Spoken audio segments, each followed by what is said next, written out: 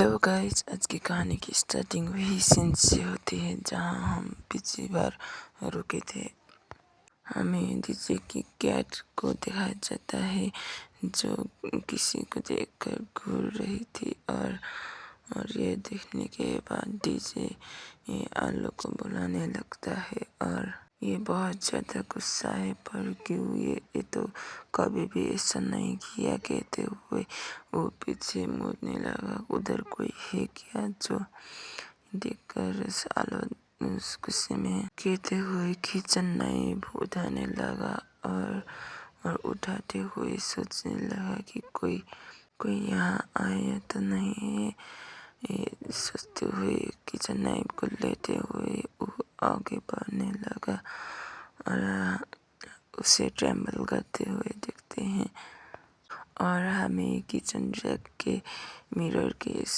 पे किसी का रिफ्लेक्शन दिखता है। डीजे ने वो रिफ्लेक्शन देखने के बाद वो बहुत डर गया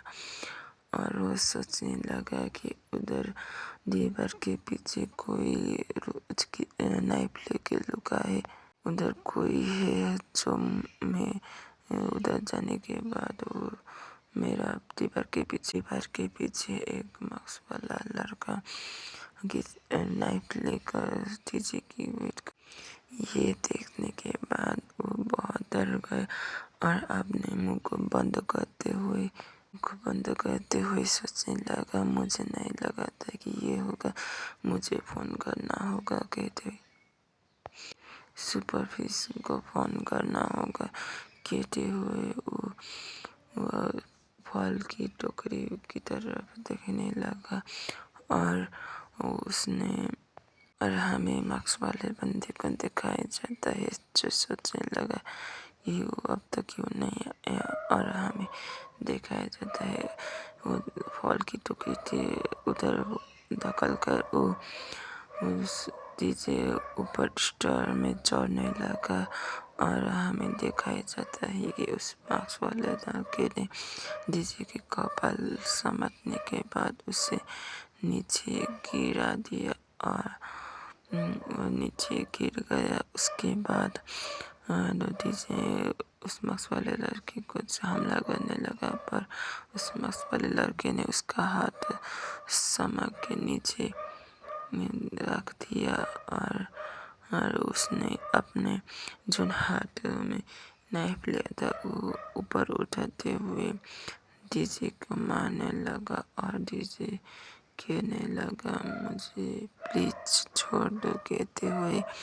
और हमें दिखाया जाता है कि डीजे की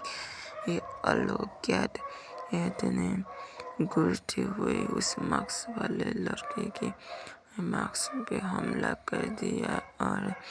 कुछ टाइम के डिस्ट्रैक्शन के वजह से उसका हाथ डीजे के हाथ से छूट गया और छूटने के बाद डीजे ने नाइफ उसके पेट में मार दिया उसके बाद हमें दिखाया जाता है कि वो मास्क वाला लड़का पीछे जाने लगा और अपने पेट पे हाथ ले जाते हुए जो नाइफ गड़ा था वो बाहर निकलने लगा। उसके बाद वो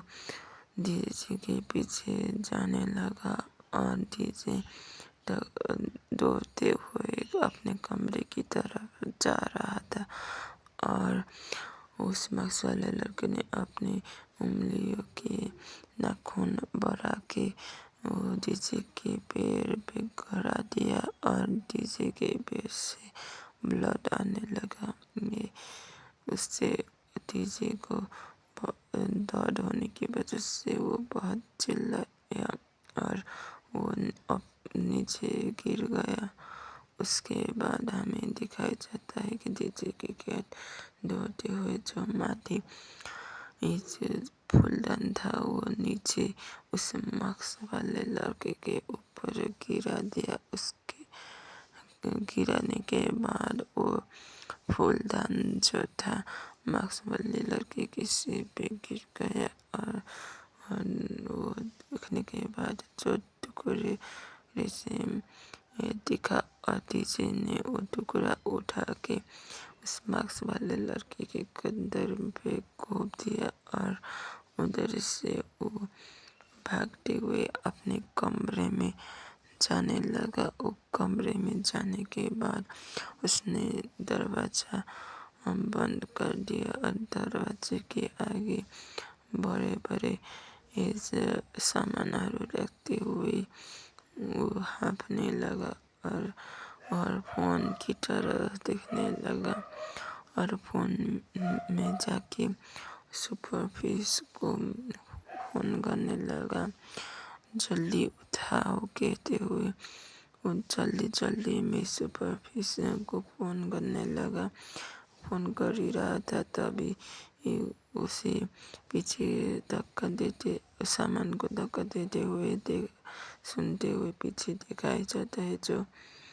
वो दरवाज़ा उड़ गया था और हमें डीजे को दिखाया जाता है जो बहुत डरा हुआ था। इसी सीन के साथ आज की कहानी हुई खत्म। तो हम कल मिलेंगे दूसरी कहानी के साथ, दूसरी बात के साथ।